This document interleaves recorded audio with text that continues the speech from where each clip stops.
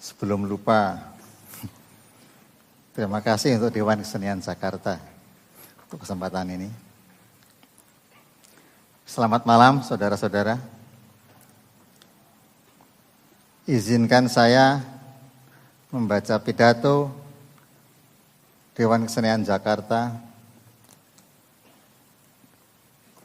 pidato kebudayaan 2019 Dewan Kesenian Jakarta yang berjudul Kebudayaan dalam Bungkus Tusuk Gigi. Ibu, Bapak, saudara-saudara saya yang terhormat. Suatu ketika dalam perjalanan hidup saya yang begini-begini saja, tersesatlah saya di rimba filsafat. Tempat semua orang biasanya mengira, disinilah tempatnya mencari sesuatu yang disebut kebenaran. Suatu ketersesatan yang sungguh saya syukuri. Karena di sini saya mendapatkan kesadaran betapa saya ini cuma orang bodoh. Dalam kebodohan itulah justru saya mendengar ujaran yang kira-kira seperti berikut. Kata kebenaran lebih baik tidak digunakan, dihindari, atau digunakan dengan hati-hati sekali. Karena kebenaran, meskipun ada, tidak bisa diketahui. Buset. Apakah kalimat ini merupakan kebenaran? Sebagai orang bodoh, tentu saja saya wajib belajar. Betulkah kebenaran itu tidak dapat diketahui? Begitulah seperti Bima yang menurut saja ditugaskan Mahaguru Dorna pergi ke tengah laut mencari air suci supaya terbunuh oleh naga. Saya mengarungi samudera tempat bertiupnya badai wacana-wacana yang saling bertentangan. Tiada habisnya. Seperti pernah digambarkan Putanakung dalam Siwara Trikalpa pada pertengahan abad ke-15. Manuk asuka sukan, mungwin panramnya masauran. Kadi papupul isan wrin tatwa diatmika masyanli. Burung-burung menghibur diri di antara reranting, bahagia saling bercuit. Seperti pertemuan para pakar yang berdebat mencari kebenaran esoterik. Rupa-rupanya sarkasme soal perebutan klaim kebenaran sudah terendus dalam dunia Jawa kuno yang sunyi. Setelah sekian waktu mengarungi hiruk pikuknya intelektualisme seperti orang kurang pekerjaan, jika Bima dalam risalah kebatinan Jawa setelah membunuh naga tidak berhasil menemukan air suci, tetapi menjumpai Dewa Ruci, yakni dirinya sendiri, saya justru mendapatkan air suci itu. Tetapi dalam wujud bungkus-bungkus tusuk gigi. Nah, bagaimanakah kiranya bungkus-bungkus tusuk gigi ini dapat menyampaikan wacana kebenaran? Dengan metode klasifikasi sederhana, dapatlah saya pilah berdasarkan rancangan visualnya antara bungkus-bungkus yang berkonotasi dan bungkus-bungkus yang dimaksudkan sebagai denotasi. Dalam pelajaran bahasa untuk sekolah dasar, pengertian konotasi berlaku untuk suatu kata dengan makna tambahan. Sedangkan pengertian denotasi berlaku untuk makna sebenarnya. Maka apabila bungkus-bungkus tusuk gigi berkonotasi ini dicermati, segera tampak bahwa rancangan visualnya tidak mengutamakan tusuk gigi yang dibungkusnya, melainkan sesuatu yang lain sama sekali.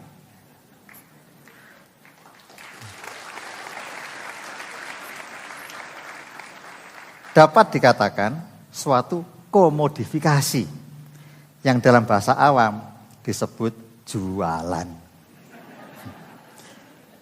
Dengan makna tambahan masing-masing yang tidak seragam, konotasinya pun jadi beragam.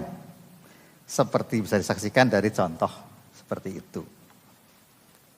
Sebaliknya, bungkus-bungkus tusuk gigi yang dimaksudkan sebagai denotasi, yakni yang berarti makna sebenarnya, jelas mementingkan isi yang dibungkusnya. Tiada lain tiada bukan adalah produk ilmu pengetahuan, teknologi, dan peradaban yang disebut tusuk gigi. Dengan begitu, istilah makna sebenarnya berada di jalur aliran kepercayaan yang mengandaikan bahwa mencapai kebenaran adalah mungkin. Maka lahirlah bungkus-bungkus tusuk gigi tanpa embel-embel seperti berikut. Kiranya tidak perlu pertimbangan terlalu lama untuk menyaksikan bahwa ketika setiap versi denotasi alias makna sebenarnya yang secara kontradiktif dapat pula disebut versi kebenaran ini terhadirkan, ternyatalah bahwa tiada kebenaran yang tunggal. Karena ternyata setiap usaha menyampaikan denotasi merupakan konotasi pula. Sedangkan usaha menyuruh ke dalam argumen pembenaran atas hakikat keberadaan tusuk gigi ini justru menghasilkan keberagaman konotatif yang menggugurkan ideologi kebenaran tunggal itu sendiri. Dalam kenyataannya, apabila bungkus-bungkus yang berideologi komodifikasi maupun kebenaran tunggal ini diaduk secara acak, segenap artikulasi atas ideologi masing-masing hanyalah menghasilkan pertarungan konotasi. Apa yang kemudian tersahihkan sebagai denotasi atau makna sebenarnya, tiada lain tiada bukan adalah konotasi yang paling dominan, yang paling hegemonik, yang paling berkuasa. Begitu berlaku dalam wacana bungkus tusuk gigi, begitu pula yang berlaku dalam kebudayaan. Dengan petunjuk dari berbagai macam penanda yang jauh lebih kompleks dan karenanya menuntut tanggung jawab yang lebih besar. Meski hanya sekedar untuk menyimpulkan. Persoalannya, terlalu sering manusia itu sudah berdebat dan saling membunuh cukup berdasarkan asumsi, bahkan ilusi yang sama sekali tidak dapat dipertanggungjawabkan. Ibu, bapak, saudara-saudara saya yang mulia, jika kemudian akan ditemukan suatu bukti bahwa terdapat suatu bentuk kuasa yang dominan, dapatlah kiranya diyakini betapa pada saat yang sama terdapat pula perlawanan terhadapnya. Tiada kekuasaan tanpa perlawanan. Dan karena itulah kebudayaan cepat atau lambat akan selalu tergerakkan. Apa boleh buat, kebudayaan memang adalah situs pertarungan ideologi itu sendiri. Ideologi sebagai suatu cara memandang dunia, disadari maupun tak disadari beroperasi dalam berbagai bentuk artikulasi, reartikulasi, maupun desartikulasi dalam suatu perjuangan untuk merebut, menguasai, dan ujung-ujungnya menetapkan beban makna di wilayah kebudayaan tersebut.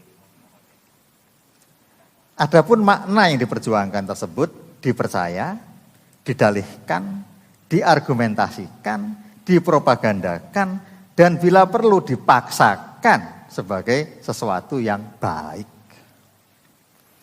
Dalam konstruksi kuasa itu, apa yang disebut institusi pendidikan, tradisi, agama, regulasi, media, dan jangan dilupakan institusi militer maupun negara itu sendiri menyodokkan peran dan posisi dalam kepentingan setiap kelompok yang dominan maupun yang pinggiran dan melawan, Sehingga berlangsungnya kebudayaan ternyata memang merupakan proses hegemoni.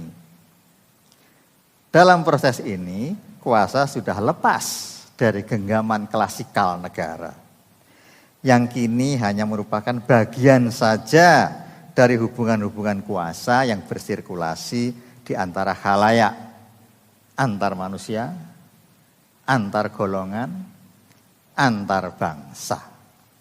Tanpa jaminan bahwa suatu gerakan politik identitas akan dipenuhi dan terpuaskan. Dari jalanan bisa didapatkan ilustrasi yang berlangsung setiap hari di depan mata. Sementara perdebatan tentang berhijab atau tak berhijab seperti tak akan pernah mencapai hasil akhir.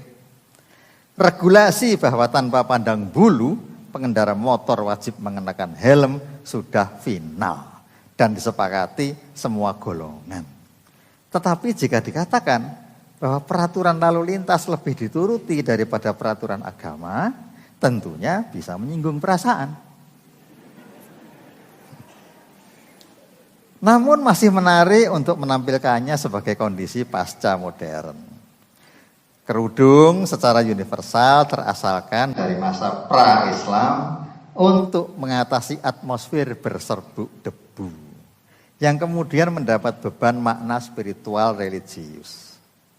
Helm adalah produk modernitas sebagai hasil perhitungan teknis matematis bahwa kepala di dalam helm itu terjamin utuh ketika helmnya terlindas panser. Saya kira ini bisa diganti bajai ya.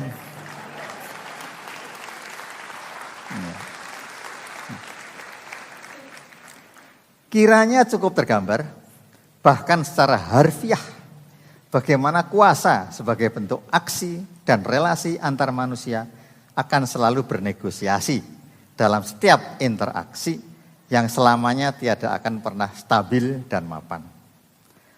Hubungan-hubungan kuasa semacam ini membuat setiap pribadi merasa terawasi dan menanamkan suatu disiplin kepada diri sendiri yang melibatkannya ke dalam politik identitas berkepanjangan.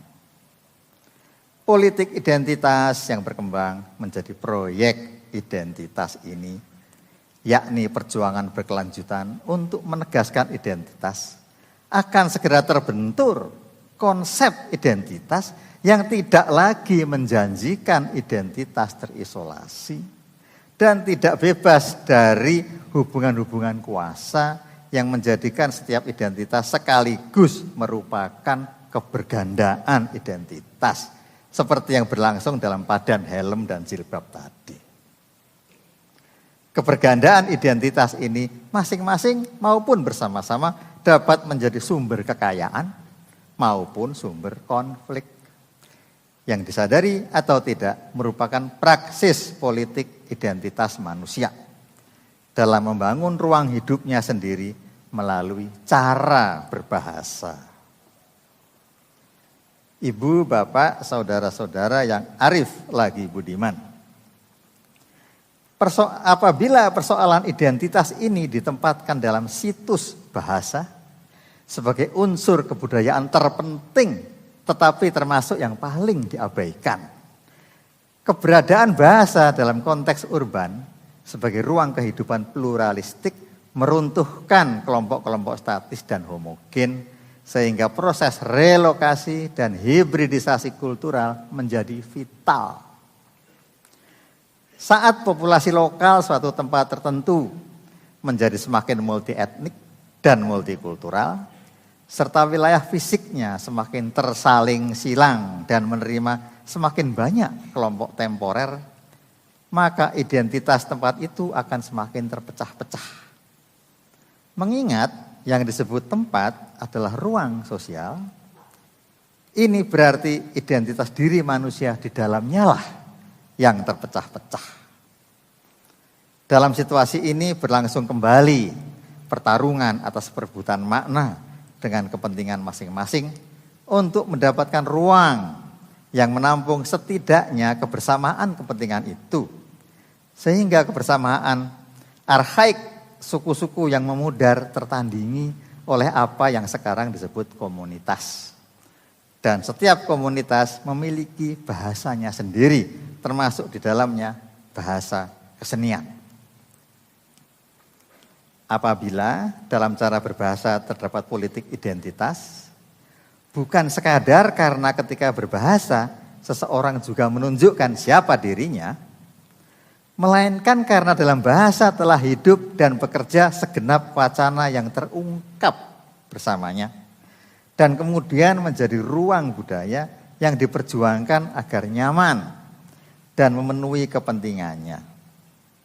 Namun, bagaimana apabila yang terjadi adalah sebaliknya?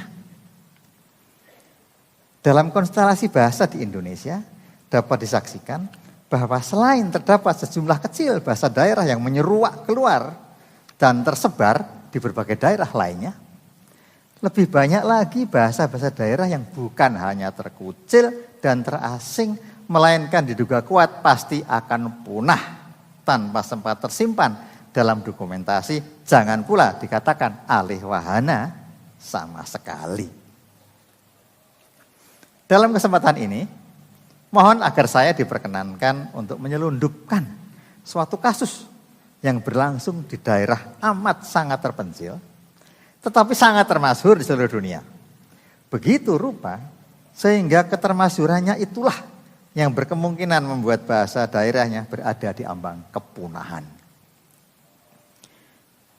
Catatan tertua dari tahun 1850 oleh pengelana Swiss H. Zollinger menyebutkan bahwa pada tahun 1847 di sebuah pulau yang kemudian dikenal sebagai Pulau Komodo telah ditinggalkan tak lebih dari 100 orang penduduknya yang kemudian menetap di Bima. Bajak laut disebut-sebut sebagai alasan perpindahannya. Mungkin karena kosong, tersebut juga Komodo sebagai desa orang-orang buangan dan pemukiman budak. Betapapun, meski tercerai-berai dan lemah secara sosial ekonomi, berpuluh-puluh tahun kemudian mereka kembali juga ke Komodo.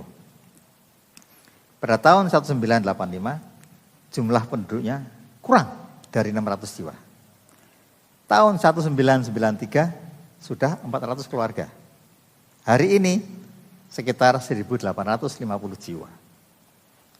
Dari penelitian Verheyen yang terbit tahun 1987, terungkap betapa orang Modo atau Atamodo, begitu mereka sebut diri mereka sendiri, memiliki bahasa mandiri, lengkap dengan susastra lisan penyampai mitologi yang telah bebas dari pengaruh bahasa Manggarai di Flores maupun bahasa Bima di Sumbawa. Dalam leksikostatistik tampak bahwa meskipun bahasa Komodo menyerap bahasa-bahasa Manggarai, Bima, Indonesia, Bajo, dan Kambera, tetap sangat banyak kata-kata asli Komodo, terutama untuk nama geografi, tumbuhan laut, dan hewan laut. Bahasa Komodo ini secara umum tidak dikuasai oleh orang luar Komodo, sementara orang Komodo menguasai semua bahasa lain itu. Orang Komodo selalu jadi minoritas, dan betapa sedikit pula yang menguasai bahasa Komodo itu. Sejauh tertengok dari hasil penelitian Verheyen, bahasa, susastra lisan, dan secara lengkap kebudayaan orang Modo ini lebih dari sahih menjadi bagian dari perbendaharaan kebudayaan Indonesia yang wajib dilindungi.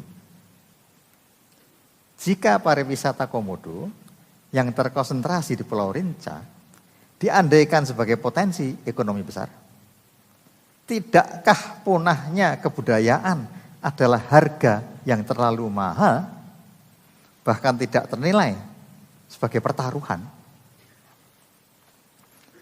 Orang Modo sendiri menyebut makhluk yang disebut Komodo itu sebagai ora. Dan bagi mereka kata Komodo bukanlah ora. Mungkin pula tidak ada artinya. Kiranya ini bisa menjadi perumpamaan tentang salah pengertian yang mungkin terjadi. Salah pengertian tentang apa yang mungkin disebut pemajuan kebudayaan. Bersama Verheyen, saya juga setuju. Kecintaan saya terhadap tumbuhan dan hewan cukup besar. Tetapi kepentingan manusia harus didahulukan. Masalahnya, kepentingan manusia manakah yang kemudian harus diutamakan? Mungkinkah akan berlaku ujaran? Biarlah bahasa Komodo punah, asal jangan makhluk Komodo. Ibu, bapak, saudara-saudara yang bijak lagi bestari. Ancaman yang dialami manusia modo berkat hegemoni yang menguat dari bahasa Indonesia dalam berbagai variabel berbeda dialami oleh setiap pendukung bahasa daerah yang di seluruh Indonesia jumlahnya 718. Istilah ancaman tentu tidak berlaku bagi sejumlah bahasa daerah yang bertahan bahkan merambah keluar daerahnya seperti terlacak dalam tabulasi Badan Pengembangan Bahasa dan Perbukuan. Konstelasi itu kiranya terbentuk sesuai dengan tipologi struktur politiknya. Bahasa memiliki pendukung bagi kehidupan sehari-harinya dan keberadaan bahasa menjadi politis. Selain karena bahasa merupakan medium istimewa tempat makna-makna budaya dibentuk dan dikomunikasikan, juga karena merupakan alat dan media utama yang melaluinya para pengguna membentuk pengetahuan tentang diri mereka dan dunia sosialnya. Bahasa membentuk jaringan yang dengannya para pengguna membagi dan menggolongkan dunia serta membuatnya bermakna, yakni menjadi kebudayaan. Sehingga menjadi sahih jika penyelidikan kebudayaan sebetulnya juga merupakan eksplorasi makna yang secara simbolik merupakan produksi melalui sistem-sistem pembermaknaan yang bekerja seperti bahasa. Ini memang saya sampaikan untuk memberi gambaran atas penderitaan mereka yang kehilangan bahasa. Terutama di ruang dunia yang disebut urban. Dan tidak akan pernah mendapat rumah bahasa yang nyaman selain mampu bergabung dalam komunitas yang berjuang menciptakan ruang budayanya sendiri. Ibu, bapak, saudara-saudara saya yang setara. Inilah yang membuat setiap komunitas terandaikan menyusun wacana dan pada gilirannya melahirkan bahasa keseniannya sendiri. Dengan sikap demokratis terhadap wacana, sebagai himpunan gagasan dan praktek yang membentuk subjek sosial, dan menentukan caranya berpikir serta memandang dunia, maka tentunya tiada bahasa kesenian suatu komunitas tertentu yang boleh dianggap superior terhadap bahasa kesenian komunitas yang lain. Karena bahasa kesenian masing-masing tidak bisa dan tidak perlu dibandingkan. Dominasi bahasa kesenian dalam ruang sosial hanya terhubungkan oleh proses hegemoni. Tidak berhubungan dengan tinggi rendahnya nilai yang lepas dari suatu proses sosial. Gejala yang segera tampak dan lebih baik direlakan jika bagi makhluk komodo terandaikan suatu kerja ekosistem yang mempertahankan kehadirannya, analogi ekosistem itu tidak dapat diberlakukan bagi bahasa komodo. Karena kebudayaan itu tidak berproses seperti alam.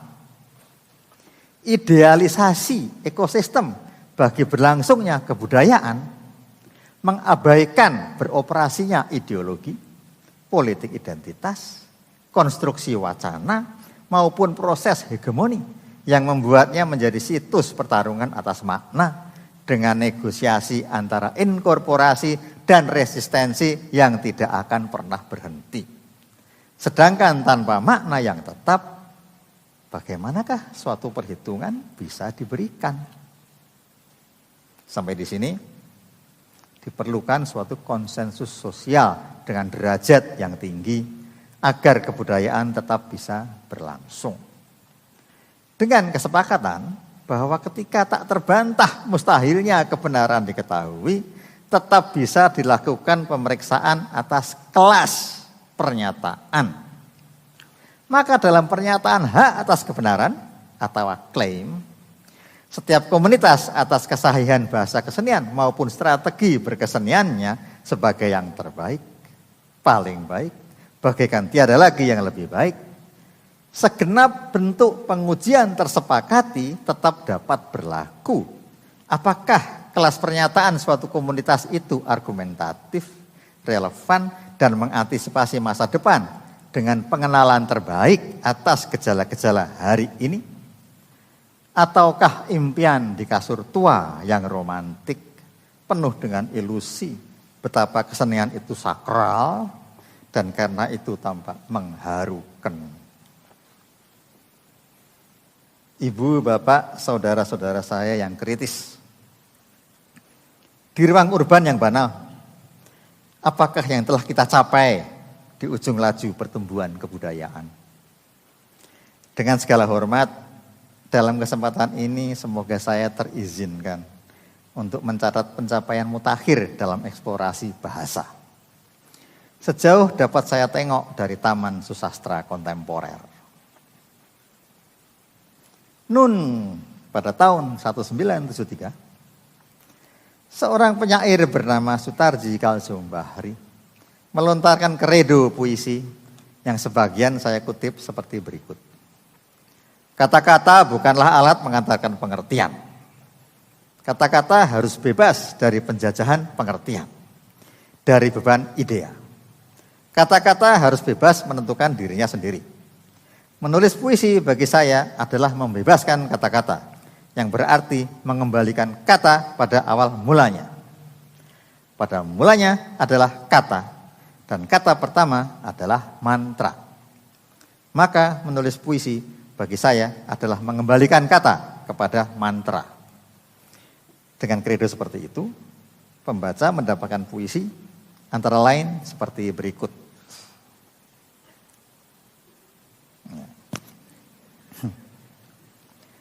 Setidaknya selama 42 tahun, kredo puisi ini tidak terlampaui.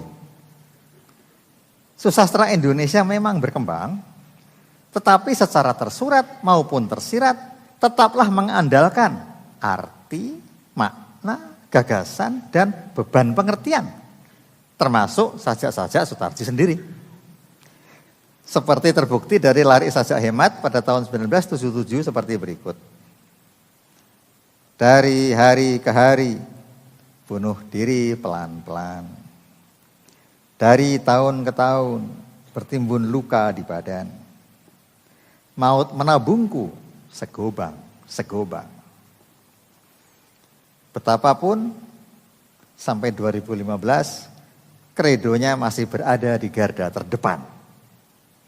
Pernyataan Sutarji bahwa menulis puisi baginya adalah mengembalikan kata kepada mantra, dapatlah ditafsirkan memaknai gagasan tentang mantra sebagai positif.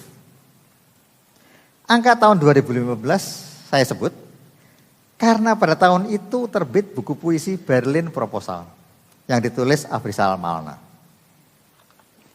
Dalam catatan Moabit yang seperti pengantar disebutnya betapa ia mengalami aspek materialisme dari bahasa ketika tinggal di daerah di mana bahasa yang saya pakai tidak berlaku, seperti cermin yang kembali ke materi dasarnya sebagai kaca.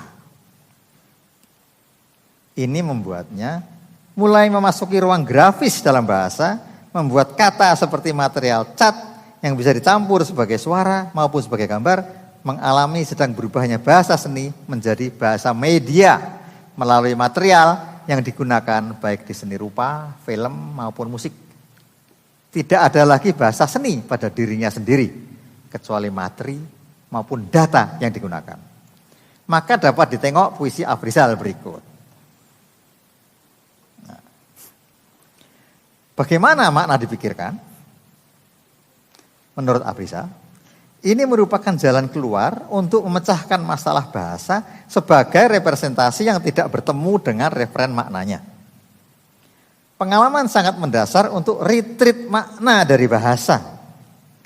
Ketika makna memasuki bahasa dan menguasai kata, maka kepada tanda, maka kata berubah menjadi mantra seperti darah yang disiramkan kepada tanda untuk menjadi ikon atau mitos.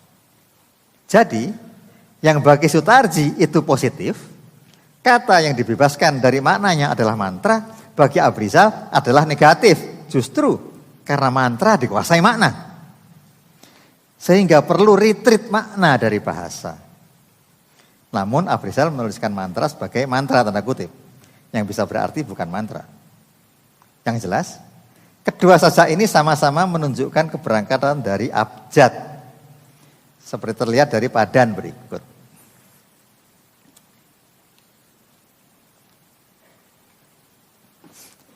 Di antara para hadirin, saya duga tentu terbetik pertanyaan. Bagaimanakah kiranya sajak-sajak kontemporer Indonesia semacam ini bisa memberikan inspirasi kepada bangsa dan para penggubahnya mendapat penghargaan? Karena telah merelakan hidupnya untuk menjadi penyair daripada menjadi menteri. Sebagai hiburan dan supaya ada yang bisa dibawa pulang, baiklah saya berbagi pengalaman dalam pembacaan tentang sajak Q yang digubah Sutarji dengan ilmu latah 4.0 yang tinggal main klik. Tipografi aksara yang dapat tersusun kembali sebagai bunyi alif lam mim itu ternyata memang tidak bermakna. Tetapi dalam pengertian bahwa hanya yang maha tahu yang tahu artinya. Jika pembaca mampu memahami pesan ini, maka Q bagaikan puisinya puisi. Meskipun kontribusi Sutarji dalam wacana alif lam mim ini, selain tipografi ketersebaran tanda seru, hanyalah aksara Q. Aksara ini ternyata berpadan dengan alif lam mim sebagai aksara pembuka sejumlah surah dalam Al-Quran tanpa dinotasi apapun. Karena aksara Q adalah pembuka Quercuiop, susunan aksara pada mesin ketik maupun komputer yang juga tak berdinotasi. Dibuka dengan Q dan memasuki alif lam mim adalah metamorfosa spiritual manusia.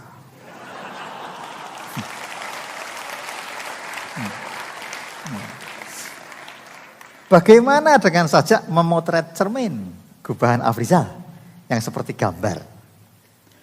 Jika berminat membongkar struktur dan memahaminya, mohon waktu untuk mengikuti gerak dalam sajak melalui gambar-gambar berikut. Dalam memotret cermin, pembaca akan mengikuti konvensi urutan aksara A sampai Z, dan karena itu akan mengikuti garis lurus untuk kemudian memutar searah jarum jam sampai 4 kali. Dalam persilangan garis lurus, 4 aksara C, H, M, R akan melebur. Sedangkan Z tertinggal sendirian. Dari pengamatan ini akan ditemukan permainan situasi seperti berikut. 1. Kecenderungan arah A, lurus dan berputar. 2. A lurus, B berputar. 2. Kecenderungan sentralisasi. 3. Kecenderungan marginalisasi. Apakah terlalu keliru jika disebutkan pergulatan aksara-aksara ini sebangun belaka dengan pertarungan atas makna dalam kebudayaan yang berlaku pula bagi segenap dimensi yang dikandungnya, termasuk politik kekuasaan? Seperti cermin yang tersadari sebagai kaca, begitu pula penyair menguak bahasa, betapa abjad yang paling lurus pun tak terhindar untuk menjadi politis, dan susunan sebenarnya hanyalah sebuah mitos. Begitulah dalam susastra kontemporer Indonesia, dalam penilaian positif, negatif terhadap wacana tradisional seperti mantra, tercermin persoalan kebudayaan sepanjang masa. Bahwa klaim kebenaran terus saling berkontestasi. Kredo Sutarji pada 1973 atas pembebasan kata dari makna memang belum terlampaui. Tetapi 42 tahun kemudian pada 2015 sudah tertandingi.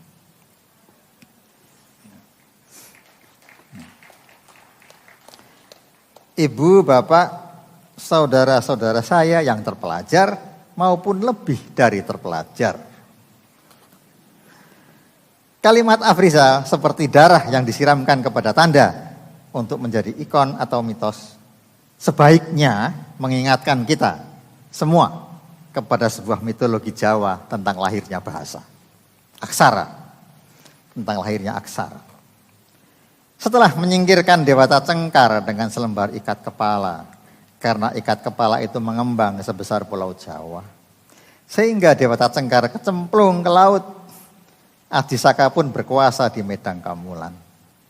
Saat itu teringatlah ia akan keris pusakanya di Pulau Majeti, dan diutusnya lah Dora, pembantu setia, agar mengambilnya dengan pesan, jangan pulang kembali tanpa membawa keris itu.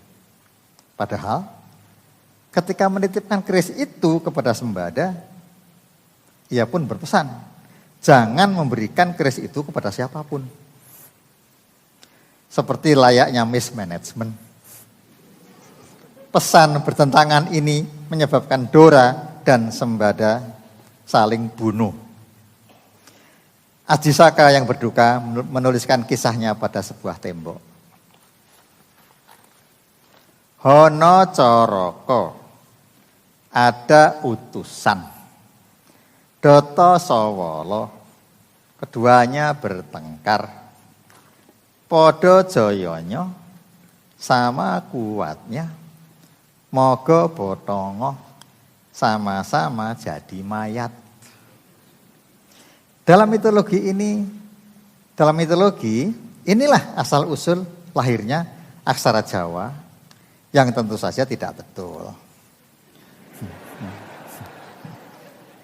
Namun sebagai gubahan Jawa Baru, saya kira ini bukan pesan tentang manajemen, melainkan catatan betapa kebudayaan yang kecanggihannya ditandai keberadaan aksara lahir dari tumpahnya darah.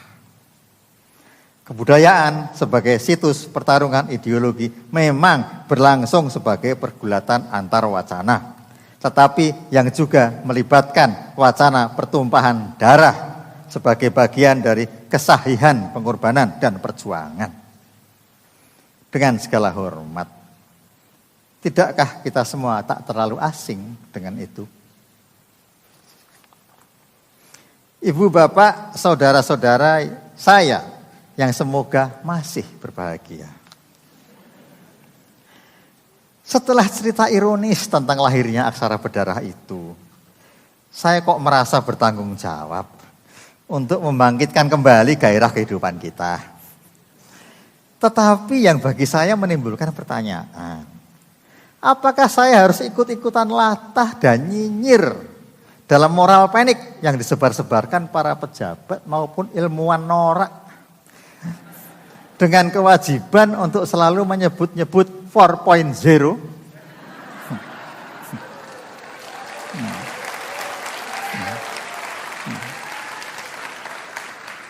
Kenapa saya menyebutnya sebagai kepanikan moral? Karena dalam penganjuran untuk waspada terhadap perubahan zaman, dengan merangkul kebudayaan elektronik secara total, sekaligus terdapat nada khawatir betapa Indonesia berkemungkinan besar hanya akan ketinggalan dan gagal. Dengan ilmu klaklik tersebutlah bahwa faktor-faktor 4.0 adalah interkoneksi, transparansi, transfer informasi, bantuan teknis, dan keputusan tak terpusat. Kalau hanya ini, saya kira pengalaman Indonesia terlalu besar untuk melakukan adaptasi. Tetapi lagi-lagi dalam paham negosiasi, sebagai keterikatan bersama dari kubu-kubu berlawanan dalam suatu proses yang berjalan dari menerima maupun sebaliknya, yakni justru memberi. Dalam konteks Indonesia terbukti bahwa bukan hanya 4.0, tetapi mundur ke belakang, gejala 3.0, 2.0, bahkan 1.0 tidak dialami sebagai kontinuitas linear, melainkan saling bertumpang tindih menciptakan suatu organisme kebersamaan antar dimensi yang meskipun kadang-kadang terasa sebagai kekacauan dan absurd, tetapi dalam kenyataannya sampai hari ini bangsa Indonesia itu selamat.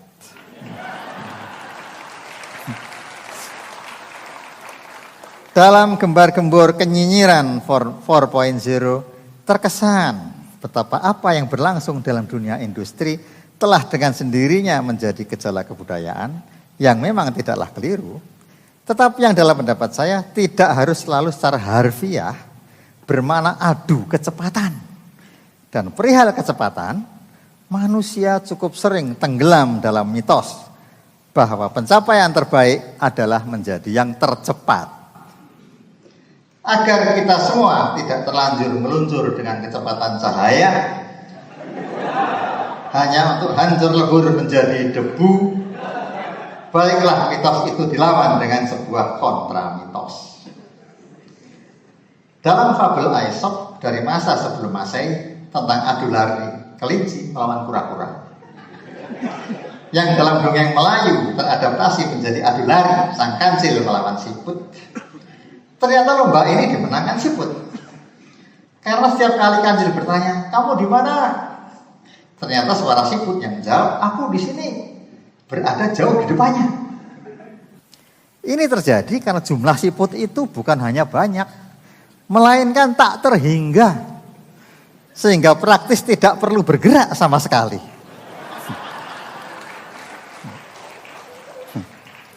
Dalam falsafah dini untuk kanak-kanak, ini bermakna otak mengalahkan otot. Dalam fisika, waktu yang melesat pun tidak akan pernah melampaui ruang. Dalam wacana kritis, yang lemah itu tidak selalu harus dianggap sebagai yang kalah. Gagasan abstrak ini harus ada bukti konkretnya. Baiklah dipertimbangkan suatu simulasi berdasarkan apa yang pernah berlangsung dalam persaingan bisnis wingko babat. Dengan kronologi seperti berikut. Atas nama ideologi enak, representasi enak diwujudkan sebagai kereta api yang melaju dengan cepat.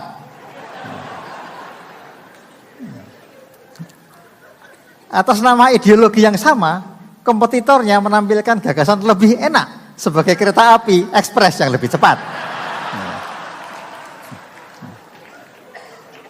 Untuk menampilkan yang lebih enak lagi, kompetitor lain menghadirkan kereta api diesel.